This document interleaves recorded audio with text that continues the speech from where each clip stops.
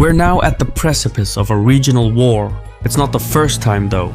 Up until now, Iran and Israel have dodged bullets left and right, narrowly avoiding full-scale war. But Syria has fundamentally changed the playing field. Just a few hours after Assad's exit, Israeli ground forces moved into the Syrian side of the Golan Heights, expanding the demilitarized zone and taking strategic heights. Israeli tanks now sit within 30 kilometers of Damascus, possibly closer. Meanwhile, Israeli jets have bombed and destroyed chemical weapons sites and other advanced weaponry in Syria to keep them out of extremist hands. Explosions have been seen at Medza Air Base near Damascus, and this particular airstrike near Tartus was so massive that it registered a 3.0 magnitude earthquake. The damage is extensive. Helicopters, jet fighters, and missile depots have been wiped out.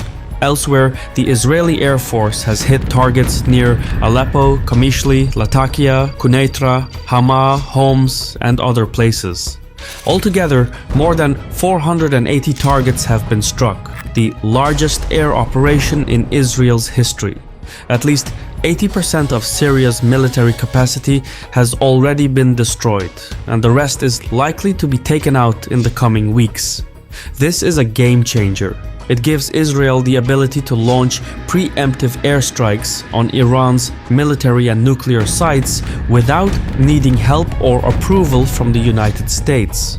A small nudge can now tilt a superpower's balance. By the way, the website you've been seeing is called Ground News. I use it all the time, especially when researching controversial topics like this one. There's just so much confusion about what's happening in and around Syria.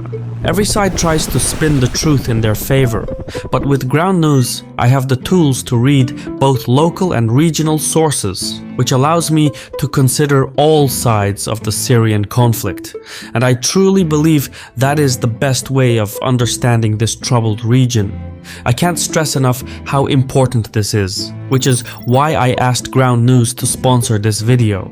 The blind spot page is where I browse the most. They highlight all kinds of interesting stories that go under the radar of other media outlets.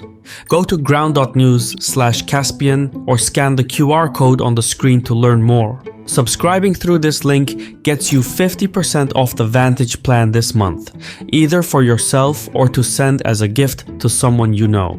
Also, by subscribing, you're directly supporting my channel. Thank you, Ground News. The link is below.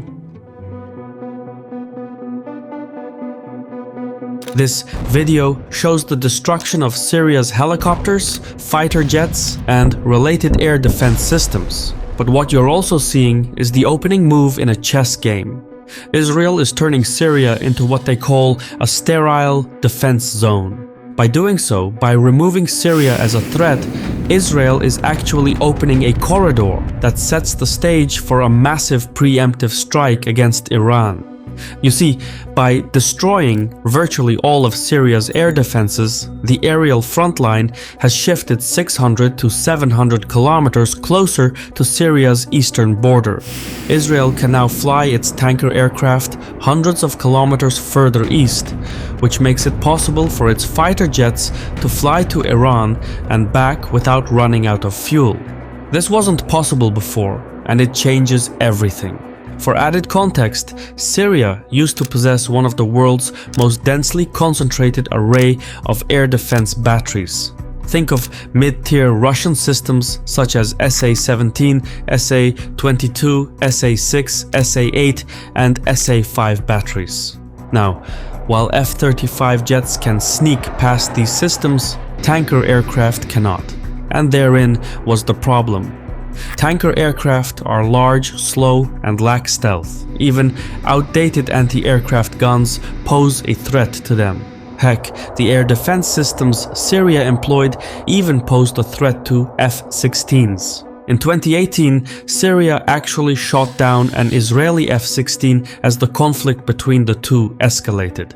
So, for Israeli tanker aircraft, Syrian airspace was a no-fly zone, and this restrained the range of Israel's military options. It was never really possible to conduct an airstrike going from Israel to Iran and back. The scale and distance of such an operation didn't leave much room for error. Even now, Israeli F-35s are restrained by this. These jets have a range of 2,100 kilometers, give or take.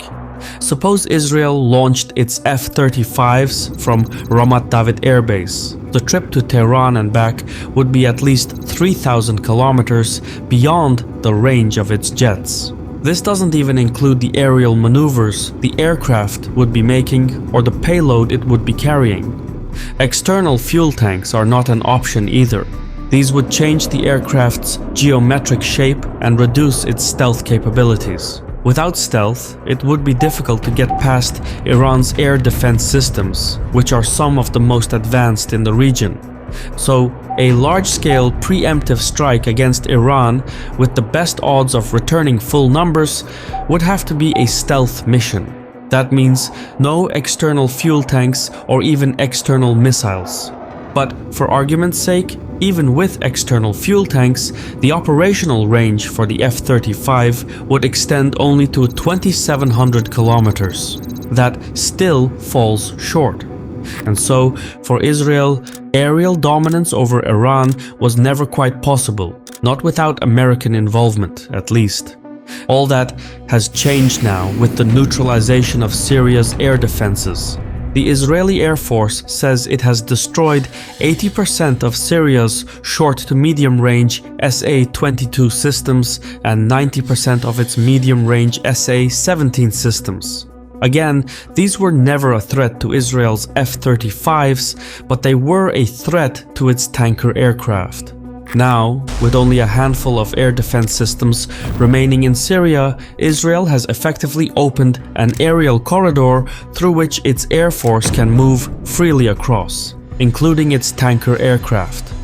The aerial front line has moved up by 600 to 700 kilometers to Syria's eastern edge, where Israel's tanker aircraft can loiter and offset the distance for its fighter jets.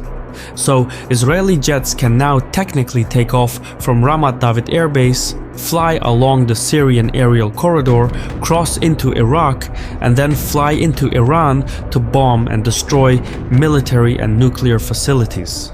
Upon completion, the jets would then return to Syrian airspace for refueling before heading back home. If the Israelis feel particularly confident, they can even carry out a decapitation strike targeting Iran's supreme leader and the IRGC command. So, in short, by taking out Syria's air defenses, Israel now has a window of opportunity to launch a large-scale preemptive attack on Iran's nuclear and military infrastructure. And this opportunity may be too good to miss. With the incoming Trump administration, Netanyahu will likely bank on the new military options on the table and look to persuade Trump to join him in attacking Iran. Even if Trump doesn't feel like it, by the time of his inauguration, Israel will have the means to go at it alone and then drag the United States into a war. בתוך כמה ימים השמדנו יכולות שמשטר אסד בנה במשך עשרות שנים. על כל זה שוחחתי אמש, שוב עם ידידי נשיא ארצות הברית הנבחר דונלד טראמפ. זו הייתה שיחה מאוד ידידותית, מאוד חמה ומאוד חשובה. דיברנו על הצורך להשלים את ניצחון ישראל. With its back against the wall, Iran will now be racing to reinforce its proxy, Hezbollah, to re-establish deterrence. For years, Israel and Iran held a stalemate that prevented full-out war. Iran had a network of proxies, which it used as leverage against Israel. The most powerful of these is Hezbollah, based in Lebanon. So, if Israel launched a large-scale attack against Iran, the Iranian leadership would give Hezbollah the go-ahead to rain fire down on Israel. Back in 2018, Hezbollah was estimated to have roughly 130,000 rockets and missiles in its arsenal. However, in June 2024, an official from Iran's Quds force overseeing Hezbollah operations went on record saying that Hezbollah had more than 1 million rockets and missiles. True or not, even the low end of this estimate is massive firepower. However, Israel's recent decapitation strikes against Hezbollah have substantially downgraded the group's capabilities. Most of the rockets and missiles are still in Lebanon, but Hezbollah's command structure has been compromised, maybe even beyond repair. We'll come back to this later, but the point is that without the threat of Hezbollah, Iran is left without deterrence. So the Iranians will do their best to reinforce Hezbollah as swiftly as possible. But there is a problem. Amidst the chaos in Syria, Israel took the liberty to create a buffer zone near the Golan Heights, southwest of Damascus. While Syrian rebels marched on the capital, Israeli units swiftly mobilized into Syria's abandoned positions in the Golan Heights and took them without a fight.